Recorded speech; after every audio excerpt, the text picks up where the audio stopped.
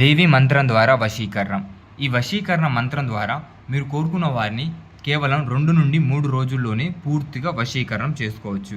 ఈ వశీకరణ మంత్రాన్ని మీరు 18 సార్లు 2 రోజులు జపించడం ద్వారా, ఆదివారం అలాగే సోమవారం ఈ మంత్రాన్ని మీరు జపించడం ద్వారా మీ భర్త, భార్య అలాగే మీరు ప్రేమించిన వారు ఎవరైనా సరే మీకు పూర్తిగా వశీకరణం అవుతారు.